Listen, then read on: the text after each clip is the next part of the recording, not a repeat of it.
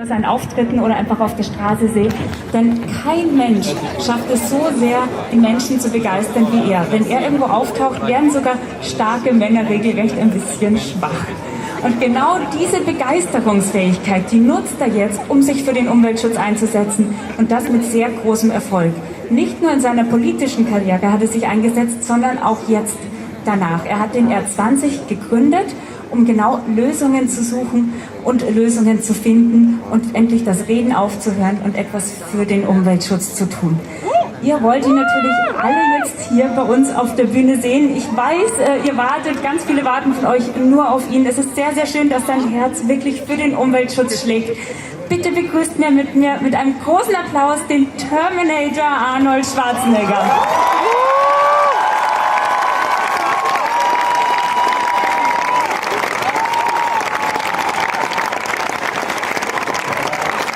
Danke, Barbara.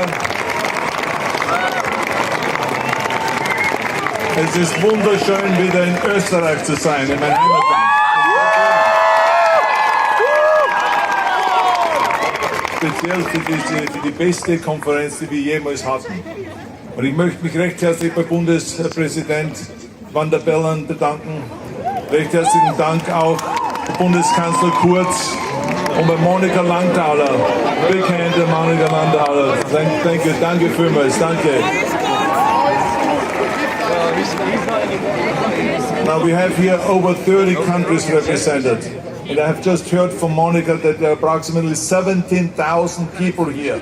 So thank you very much for showing up here for this very, very important call. Thank you very much. Thank you. You know, for me, it is kind of like deja vu. It's like I'm reliving my life in a way. Because when I was 20 years old and I became the world champion in bodybuilding,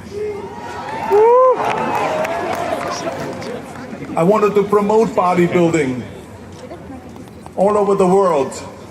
And people said this will never happen. Because bodybuilding is terrible. Bodybuilding makes you stupid. Bodybuilding makes you a narcissist. You always look in the mirror and look at yourself. Bodybuilding is going to make you muscle bound. Bodybuilding is terrible for your health. You're going to die early. And you're maybe going to turn gay if you do bodybuilding. Well, now, for 40 years, as a matter of fact, almost 50 years now, I've been traveling around the world to promote bodybuilding. Look what happened. Now there's a bodybuilding gym in every single hotel in the world. Now there's bodybuilding training amongst the police officers, the firefighters, the military. There's rehabilitation centers with weight resistance training in the hospital.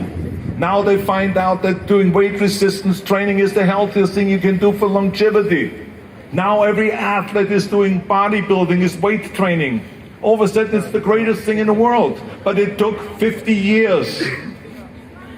And there's no difference now. There's no difference now with this environmental movement.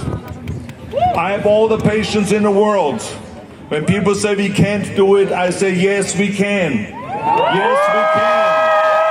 Yes we can. All we have to do is we have to work together.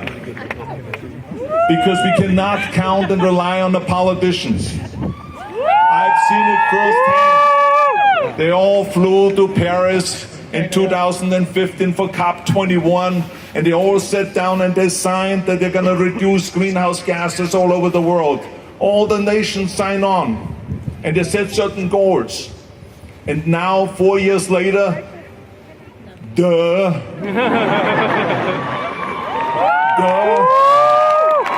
4 years later now, they figured out they didn't reach their goals. Most of the countries did not reach their goals. So they made empty promises. They were lying to you. This is a shame. As Edison said, a dream without execution is hallucination. This is what they're doing. They're hallucinating about something that doesn't exist. And I tell you, in California, I was a politician one time. We made commitments. I said we're going to reduce greenhouse gases by 25%. And we met that goal 2 years earlier. Instead of 2020, we met that goal in 2018.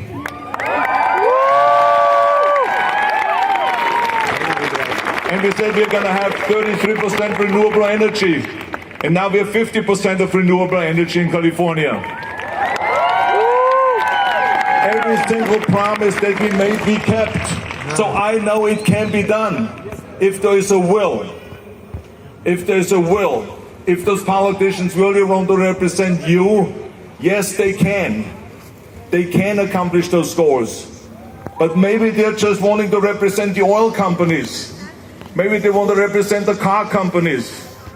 Maybe they want to represent all of those other companies, but except you. But I think that we elect them to represent us. That's what this is about.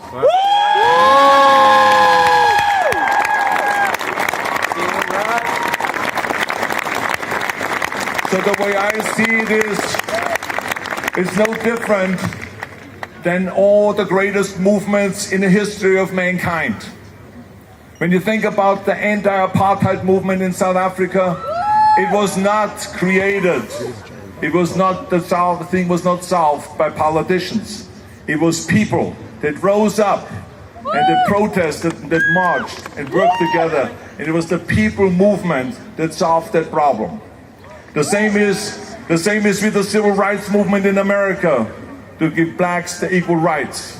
That was also solved not by the politicians, not in Washington, but the people rose up. It was people power, grassroots. They had the power. And they finally fought it through.